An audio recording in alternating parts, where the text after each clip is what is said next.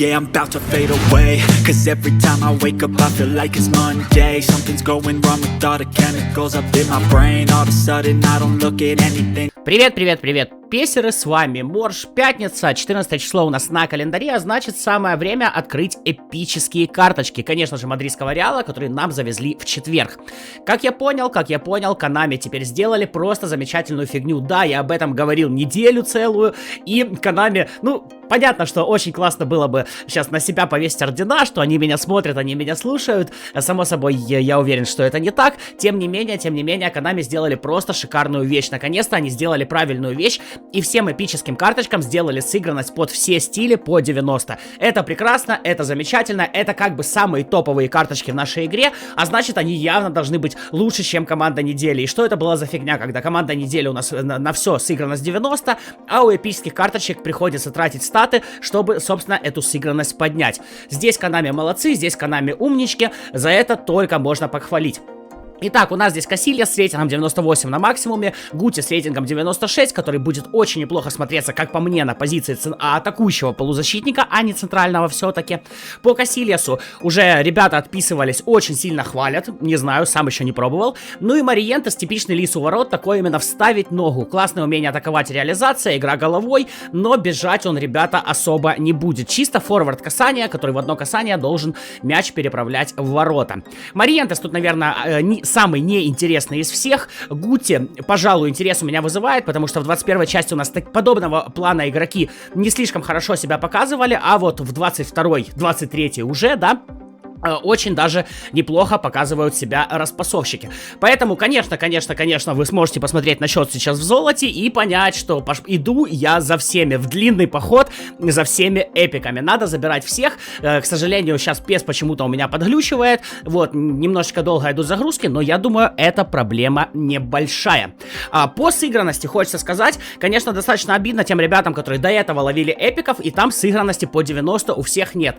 Но остановитесь, подождите, выдохните. Смотрите, в ноябре у нас большое обновление. Я уверен, что и тем эпикам эту сыгранность допишут. Кроме этого, почему-то мне так кажется, вы знаете, то, что мне кажется, очень часто сбывается, что после обновления в ноябре нам сбросят все статы у всех футболистов. То есть прокачка останется, если у вас игрок был на максимуме, он и будет на максимуме, но произойдет сброс. Ну вот почему-то мне так кажется, потому что когда карточки будут изменять их еще и при том, что у всех разная прокачка, это достаточно сложно. Поэтому, скорее всего, Konami пойдет по самому легкому пути и сделает нам сброс. Что уже хорошо, я думаю, уже все разобрались, что как прокачивать стили, как прокачивать сыгранность, вот это вот все. Если не разобрался, гайды есть на канале, разберись, так сказать, заранее, и не напорят какой-нибудь фигни, потому что, на старте 22-й части, вы сами знаете, многие позапарывали легенд, не прокачав сыгранность, и это стало такой серьезной достаточно проблемой.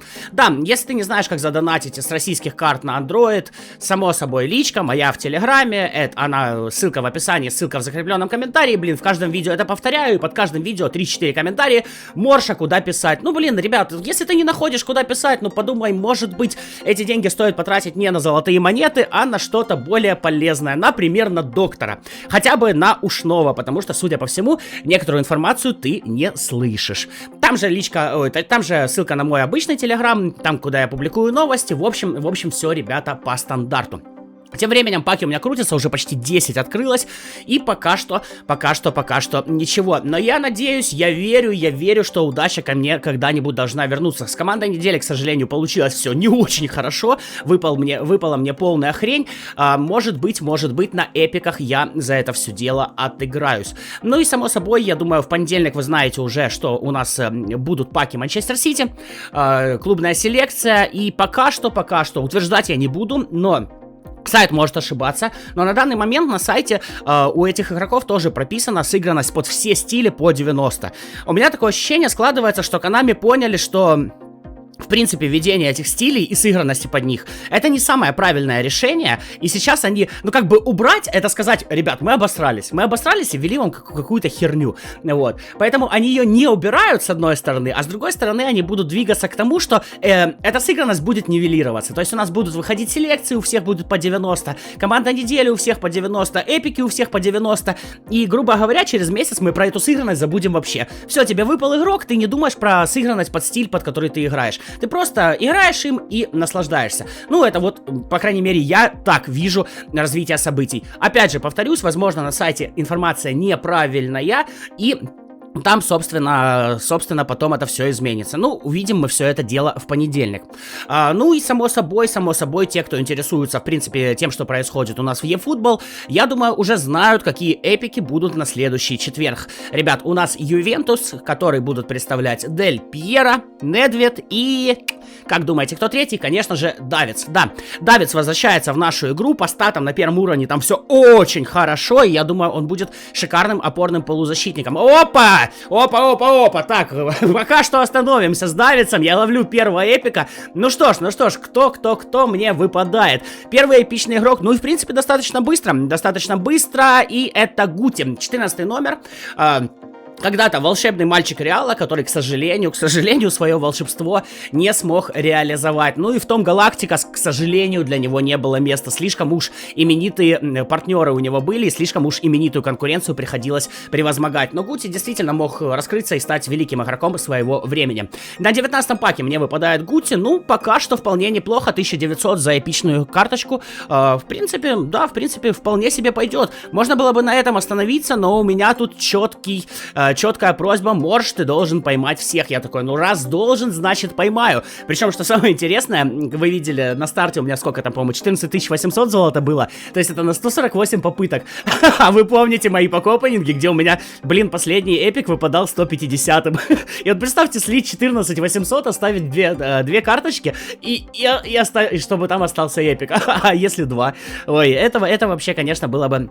издевательство от Konami. Но надеюсь, сегодня они будут ко мне добры, поэтому будет нормальный улов. Так вот, продолжу по Давидсу. Был он у нас от Барселоны, был он у нас в 16-й части, если я не ошибаюсь. Могу ошибаться, может быть в 15-й. И показывал он себя тоже очень-очень даже здорово. При этом, кстати, кроме Давидса, к нам возвращается Стоичков от Барселоны. Настоящий фан Барсы точно знает, кто этот болгарин. Болгарин же. Вот я сейчас так могу ошибиться, если не болгарин. Но вроде бы болгарин. Вот. Короче, достаточно много у нас новых эпичных карт, и я уверен, что после обновления в ноябре будет их еще больше. Так вот, в этот раз Давидс у нас будет от Ювентуса, но я уверен, вот я почему-то абсолютно уверен, что со временем он выйдет и от Барселоны. И... вот здесь вот на самом деле нужно сделать паузу. Вот я сейчас задумаюсь. По-моему, он еще и в Интере играл. Я вот не вспомню, если честно, но, по-моему, Давидс еще бегал и за Интер. Нужно на самом деле посмотреть, можешь в комментариях мне написать, подсказать. Короче, вариантов Давидса может быть достаточно большое количество, так что если ты собираешь сборную Голландии, собираешь Барсу, ну я уверен, что он от Барсы появится, и либо собираешь Ювентус, конечно же, в следующий четверг будешь охотиться за этим пареньком в очках. Да и в принципе его многие будут хотеть, просто потому что это паренек в очках, вот эта необычная внешность, это прикольно, вот я думаю, именно за такими фишечками, это, знаете, это как какой-то прикольный скин в PUBG, вот то же самое Давидс на поле. Когда противник будет видеть, что он у тебя бегает, и такой, блин, он у него есть, а у меня нету. Крутой тип. Кроме этого, да, будет Дель Пьеро, но, к сожалению, со стилем классической десятки, и Недвед, Недведа нужно будет смотреть по прокачке. Недвед в 21-й части был крайне хорош, вот, он часто у меня играл на левом фланге, и атакующего полузащитника играл центрального, где он только не играл, пушечный удар, там все у него действительно по статам все супер. Короче, карточка должна быть интересная. Кроме этого, по стоечкам хочется сказать, опять же, да, нужно будет смотреть на прокачку, но вот что-то, мне кажется, что у Барселоны становится очень большой перебор игроков нападения. Все-таки хотелось бы от Konami увидеть и игроков защиты, кроме Пуйоля и Феррера, да, у нас Пуйоль и Феррер, по сути, от Барселоны, больше, к сожалению, никого нет. Можно было бы и того же Абидаля ставить, и кто там еще играл... кто играл в Барселоне в защите? Ой, блин, вот это с мыслями собираться, сидеть вспоминать, кто играл в Барселоне в защите, ладно, сейчас не буду. Ну, в общем, и в целом, мне кажется, Konami все-таки начинает идти по более-менее правильному направлению, они вот нащупывают твердую почву под ногами и начинают уже ступать более уверенно. Здесь и сыгранность у эпичных карт, сыгранность у командной недели. Надеюсь, со временем они добавят больше ивентов, потому что, ну, к сожалению, постоянно одно и то же, ребят, так тоже нельзя. Сейчас они там запускают какой-то этот, типа, чемпионат мира, все дела, но вы сами понимаете, что смотреть это будет все 1,5 землекопа, если нам, конечно, не будут платить за то, что мы будем смотреть эту фигню. Я вам показывал, как видео эти смотрятся, если нам не платят, и как эти видео смотрятся, если нам платят. К сожалению, как мне кажется, это лишний расход денег, ненужный расход денег. Тех денег, которые можно пустить на гораздо более интересные и классные вещи. Ладно.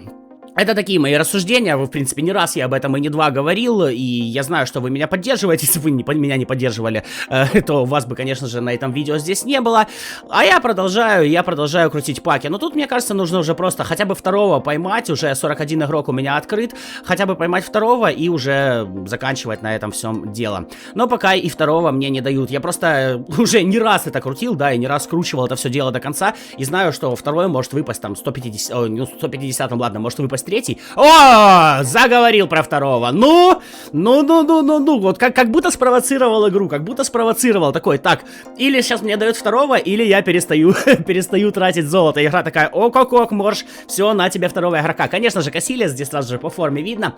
Ну что ж, Касик у нас с рейтингом 98, само собой, на сыгранности будет 100. Больше 100 у нас сейчас игра не показывает. Konami, к сожалению, до сих пор не сделала динамическую смену рейтингов, но я тоже уверен, что она со временем будет. Касса хвалит. Мне ни один, и ни два, и ни три даже человека уже вчера писали, что, блин, морж, Касс стоит просто как стена. Поэтому, если у вас есть возможность, конечно, постарайтесь его поймать. Ну что ж, 43 игрока и 2 эпика. Остается у нас третий. И 107 игроков. То есть шанс на него меньше 1%.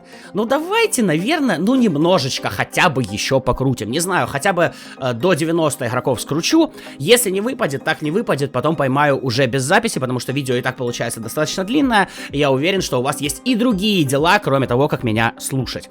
Но надеемся. Надежда умирает последней. И сами понимаете, когда вот так вот остается 107 игроков, представьте, как будет обидно, если он выпадет каким-нибудь 148-м или 149-м. То есть, по сути, нужно будет там 105 игроков скрутить, просто чтобы добраться до Мариентеса. Но, с другой стороны, есть люди, которые собирают абсолютно всех эпиков, у них такое коллекционирование, да, я в детстве коллекционировал, не знаю, вкладыши от Турбо, эти кэпсы с покемонами, а вот кто-то коллекционирует эпичные карточки, собственно, в нашей игре. Но я не сказал бы, что они дают прям какое-то мега-супер преимущество. Мне часто в комментариях пишут, типа, Морша, как продлить контракты легендам? Я говорю, ну вот так вот за 25 тысяч баллов, а по-другому никак. Ой, ну я тогда не буду играть, потому что все, у меня у легенд закончились контракты, и как я вообще буду играть? Знаете, вот я так сижу обычно, читаю эти комментарии, такой типа, ну ни хрена себе царская особа. То есть легендами человек только может играть. Вот обычными игроками его царская особа играть не может. Вот я почему-то могу играть обычными игроками, а вот эта царская особа играть обычными игроками не может. К сожалению, задонатить на эпиков он тоже не может, потому что королевство, походу, бедное. Вот. Ну, для меня это достаточно странно. Если ты любишь футбол, если тебе нравится сама игра, то ты, блин, и спокойно и обычными игроками будешь и играть, и нагибать. Тем более у нас есть и команда недели, где просто потрясающие игроки время от времени выходят, и можно собрать такую команду, что там эпики будут плакать. Но у кого-то вот такой вот подход. Либо я ни хрена не плачу и играю легендами, либо ухожу. И мне кажется, тут Konami должно написать, ну, уходи. Такой типа, ну ладно, мы как бы и без тебя переживем. Ой, вот такие вот дела. Хорошее у меня настроение сегодня. 2 эпиков я уже поймал, ну, я думаю, вы по голосу слышите. Так, 95 игроков у меня остается. Ну что ж, опачки! Блин, я даже пропустил выход. На 95-м игроке, 95 остается, на 55-м игроке мне выпадает третий эпик. Ребят, ну если это не заслуживает лайка, я вообще не знаю, что в этой жизни заслуживает лайка, я не разбираюсь в этой игре. Да, вот. Наконец-то удача ко мне вернулась. Я прям как чувствовал, что нужно открывать. 55 игроков всего и 3 эпика на базе. По-моему, это охренительно. Надеюсь, вам везет так же, как и мне. Я сегодня, ну, прям доволен. Вот сегодня прям красота. Никаких 140-х, а всего лишь за 55 я забираю все 3 эпичные карты. Супер, охрененно, классно. Пиши в комментариях, открывал ты или не открывал, с удовольствием это почитаю, поздравлю тебя, ну либо посочувствую, это как всегда. Нужен донат с российских карт в личку в Телеграме, ссылка в описании, в закрепленном комментарии. На этом прощаюсь, ребят, завтра у меня будет видосик по схемам. С вами был Морж, до новых встреч, пока-пока.